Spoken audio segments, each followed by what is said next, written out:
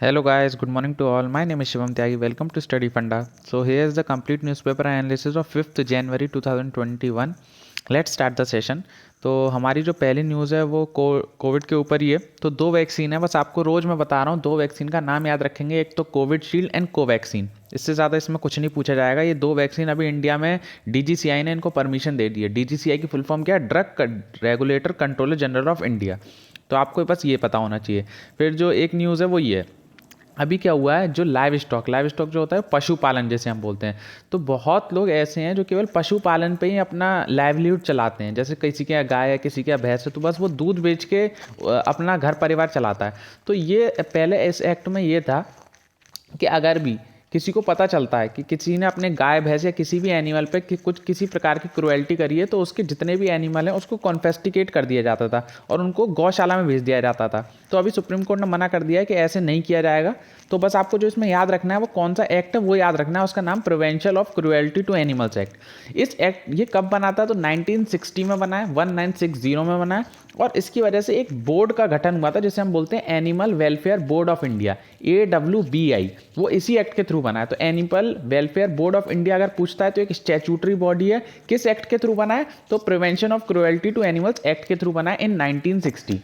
बस ये याद रखिएगा कि इस एक्ट से ही हमारा animal welfare board of India बना है, इसलिए ये एक्ट इंपॉर्टेंट हो जाता है। कोई ये एक्ट नहीं पूछेगा, लेकिन ये पूछ सकता है कि animal welfare board of India किस एक्ट के थ्रू बना है, ये एक स्टैट्यूटरी बॉडी है। तो बस आपको इतना पता होना चाहिए, इसमें और कुछ नहीं जानना है।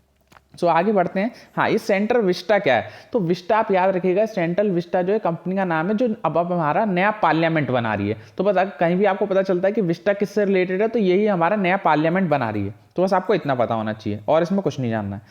सो हम आगे बढ़ते हैं।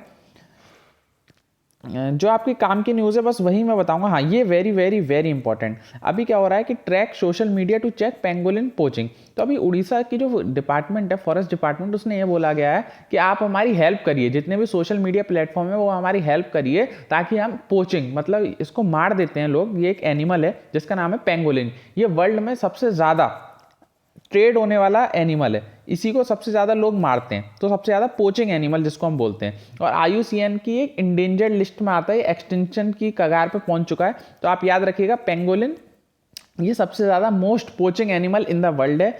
ये दो टाइप का इंडिया में पाया जाता है, दो ही टाइप का होता ही है। 2 टाइप ऑफ स्पीसीज फाउंड, दो तरह की बोलते हैं, जिस एक का नाम है चाइनीज पेंगोलिन, एक को बोलते हैं इंडियन पेंगोलिन। तो इंडिया में दोनों तरीके का पेंगोलिन पाया जाता है, both Chinese pangolin as well as Indian pangolin.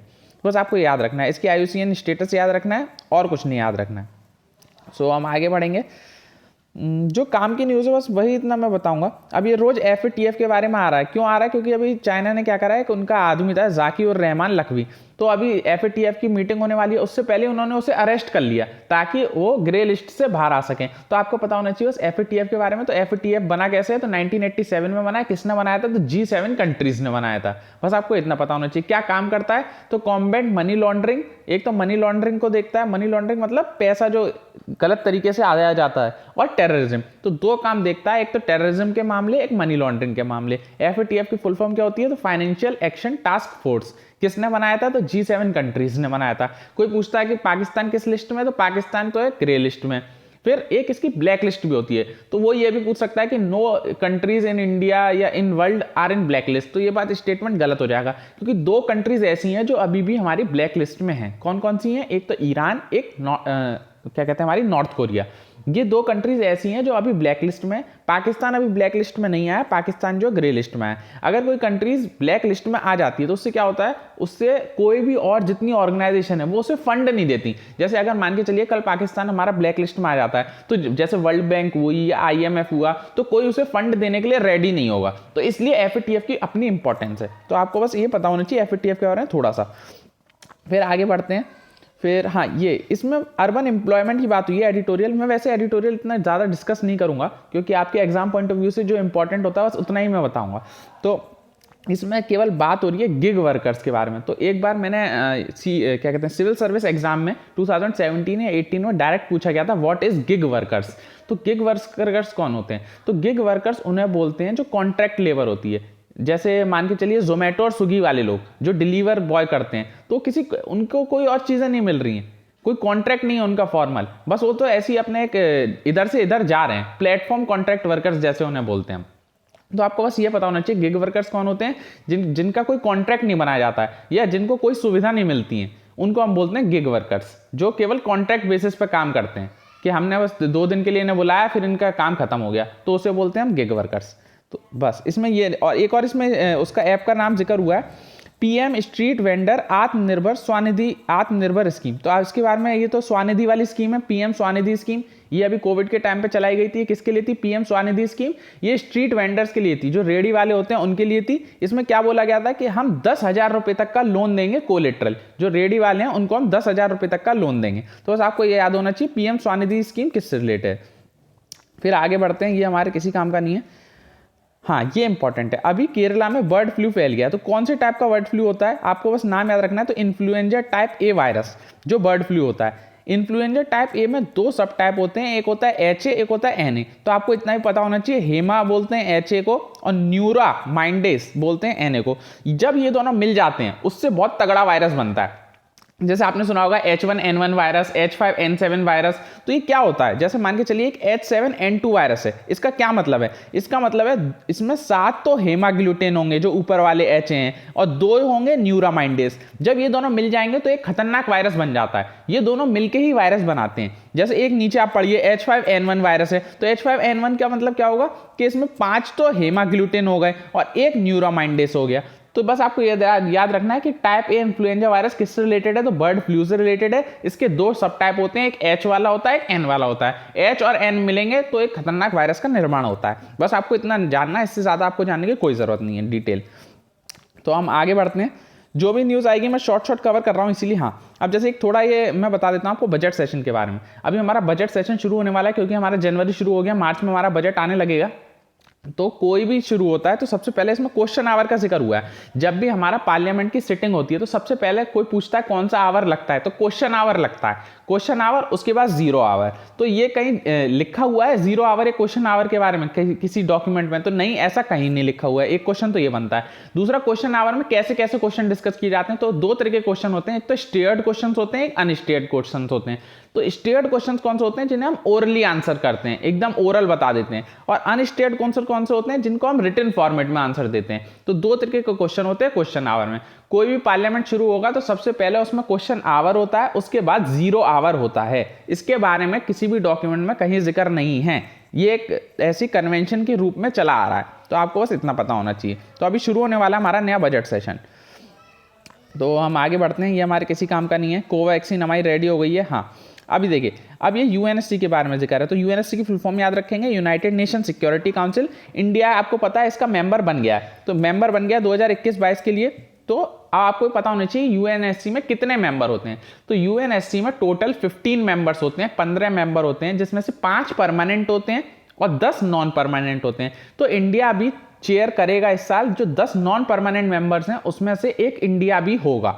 तो टोटल 15 होते हैं, 5 परमानेंट। ये जो परमानेंट है इनके पास वीटो पावर होती है। वीटो पावर क्या होती है कि इन 5 में से कोई भी एक जना भी अगर मना कर देगा तो उस डिसीजन को नहीं लिया जाएगा। लेकिन इंडिया जो है वो नॉन परमानेंट मेंबर में, तो इंडिया के पास कोई वीटो पावर नहीं है। तो टोटल 15, 5 परमानेंट, 10 नॉन परमानेंट, और इंडिया जो है नॉन परमानेंट मेंबर बन चुका है। और इंडिया इसी बात में जोर देता है कि इंडिया को भी परमानेंट रिप्रेजेंटेटिव दी जाए। हमेशा इंडिया इसी की बात करता है, क्योंकि इंडिया भी एक बड़ी इकोनॉमी चलाता है। तो इसलिए इंडिया भी हर बार यूएनएससी में यही बोलता है कि ज़्यादा से ज़्यादा हमें भी परमानेंट में लिया जाए। लेकिन अभी फिलहाल इंडिया अगर पूछते हैं तो किस में है, तो नॉन परमानेंट में। लेकिन है वो अभी 15 में से एक जो है वो हमारा इंडिया देश है। तो बस ये याद रखना चाहिए। अभी हमारे जयशंकर हैं, एस जयशंकर, ये अभी श्रीलंका की विजिट पे जा रहे हैं। क्यों जा रहे हैं? क्योंकि वहाँ पे हमें 2 अकॉर्ड साइन करने हैं। ये आप ध्यान रखिएगा, इतना इंपॉर्टेंट नहीं है। एक तो इंडिया लंका अकॉर्ड को साइन करेंगे, और ईस्ट कंटेनर टर्मिनल अगर कोई पूछता है कहाँ पर है तो कोलंबो पोर्ट भी पूछ सकता है, या ईस्ट कंटेनर टर्मिनल भी पूछ सकता है। तो ये दोनों जगह कहाँ पर है? श्रीलंका में ही है। मतलब कोलंबो पोर्ट पे ये टर्मिनल है, आप याद रखिएगा। एक कोलंबो पोर्ट है, ये कहाँ पर अगर कोई पूछ लेता है तो ये हमारा श्रीलंका में। तो ये क्यों इतना फेमस हो रहा है? क्योंकि इंडिया और श्रीलंका मिलकर इसका निर्माण करने वाली है। कोलंबो पोर्ट पे क्या बनाएगी? ईस्ट कंटेनर टर्मिनल बनाएगी Sri Lanka with the help of Indian government. तो बस आपको इतना पता होना चाहिए। सो आगे बढ़ते हैं। अच्छा, इतनी मैं न्यूज़ बता रहा हूँ, ये सारी इंपॉर्टेंट नहीं है, लेकिन आपको कहीं ना कहीं इसका यूज़ पड़ेगा। क्योंकि यूपीएससी के पेपर में क्या होता है, लिंक होता है एक दूसरे से।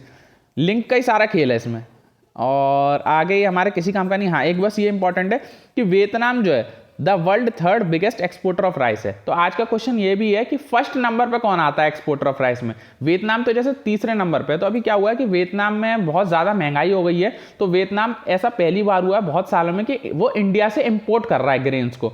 तो इसमें ये लिखा गया है वियतनाम जो है वो वर्ल्ड का तीसरे नंबर का एक्सपोर्टर है राइस का। तो आज का मेरा क्वेश्चन ये है कि कौन सी ऐसी कंट्री है वर्ल्ड में जो बिगेस्ट एक्सपोर्टर ऑफ राइस है, फर्स्ट नंबर पे आती है।